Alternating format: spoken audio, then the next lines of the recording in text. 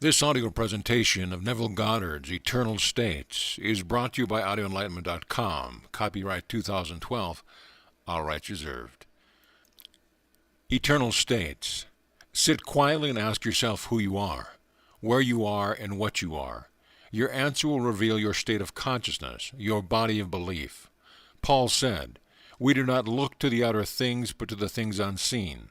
For the outer things are transient, but the unseen things are eternal." Your beliefs, seen by the mystic, are personified. They form a state which completely controls your behavior. Any modification within your body of belief will result in a change in your outer world. Blake tells us, eternity exists and all things in eternity independent of creation, which was an act of mercy. By this you will see that I do not consider either the just or the wicked to be in a supreme state, but to be every one of them states of the sleep which the soul may fall into in its deadly dreams of good and evil, when it leaves paradise following the serpent.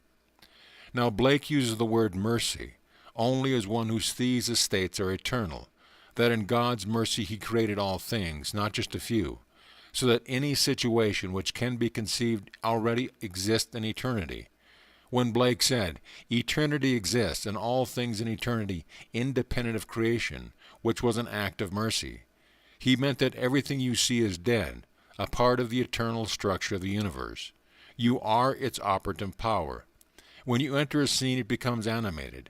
Then you become lost in your own animation and think it is independent of your perception. Looking at it, you cannot believe you are causing the animation, but you are. You and I are living souls, buried in a world of death. We are destined to be life-giving spirits through an act of mercy. But until that time we animate what we perceive. Questioning self, Blake asks, "O miserable man that I am, who will deliver me from this body of death?" May I tell you, no earthly power can do it, only God. Peter tells us, "Blessed be the God and Father of the Lord Jesus Christ. By his great mercy we have been born anew to a living hope through the resurrection of Jesus Christ from the dead." This is true, for only by God's act of great mercy can we be born again. Now buried in a world of eternal death, you are animated dead forms, believing they are independent of your perception of them. This you will continue to do until God's great mercy awakens Jesus Christ within you. If Christ was not buried in you, he could not awaken in you, and if he is not in you, he could not emerge from you. Therefore, like Paul, you carry in your body the death of Jesus. It is the tomb in which he is buried. His awakening delivers you from a body of death, but until that time you must live in and adjust to the dead body you wear. Now until you are born from above, you operate the power which gives life to this world. For the world is a dream filled with dead scenery, while you are Proteus. And as you enter the scene, you cause the parts to be made alive. Not knowing this, you think there are others and fight the shadows of your own being. All things exist in the human imagination, and all phenomena are solely produced by imagining. While there is no imagining, everything vanishes. If lack is now in your world, and you cease to be aware of it by imagining plenty, lack disappears. Therefore, any modification in your body or belief will cause a change in your life. Now embedded in death, we resurrect into life by the act of mercy. Scripture calls this transformation Jesus Christ, for it is he who is buried in us, and when he awakens and rises, we are born from above, thereby setting us free from this body of death. Until that moment in time you can enter a state, partake of it, and move on to another. This is how it is done. Although I am living here in Los Angeles, I desire to be in New York City. While laying on my bed tonight, I close my physical eyes to a room surrounding me, and I assume I am in New York City. Then I ask myself these questions. If I were now in New York City, what would I see? Would I think of Los Angeles as 3,000 miles to the west of me? Where are my friends and loved ones? How are my finances now that I am here? Then I would answer these questions carefully and fall asleep in New York City. Now, an assumption is an act of faith, and without faith it is impossible to please God. By faith we understand that the world was created by the Word of God, so that things seen were made out of things that did not appear. Someone looking at my physical body would see me sleeping in Los Angeles, so I would be sleeping in New York City. For I am all imagination and must be where I am imagining myself to be. By this action I am adjusting myself imaginatively to a state I desire to objectively realize. And if I have imagined with conviction, by giving New York City all of the sensory vividness of reality, things will immediately begin to happen to compel me to make the journey. I do not imagine lightly anymore, because I now know every imaginal act will come to pass. When I first stumbled upon this principle, I thought it was stupid. The idea that imagining creates reality was nonsense. How could anyone believe a thing into being without any external evidence to support it? How could any imaginal act be the causative fact, which fuses and projects itself? Although I did not believe I could, I imagined, and got to which I did not want. So I acquaint you now with that which I know about this principle of imagining, and lead you to your choice at its risk. There is always a risk, for you may not want what you have imagined after you get it. So I warn you to select wisely.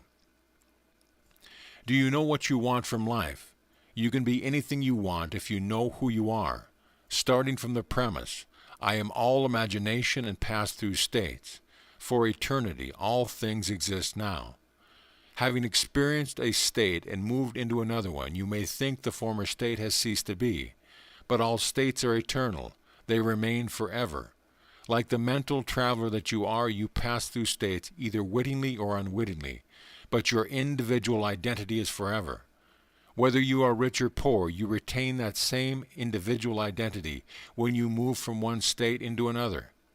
If you are not on guard, you can be persuaded by the press, television, and radio to change your concept of self and unwittingly move into another undesirable state. You can move into many states and play many parts, but as an actor, you do not change your identity. When you are rich, you are the same actor as you were when you were poor. These are only different parts you are playing.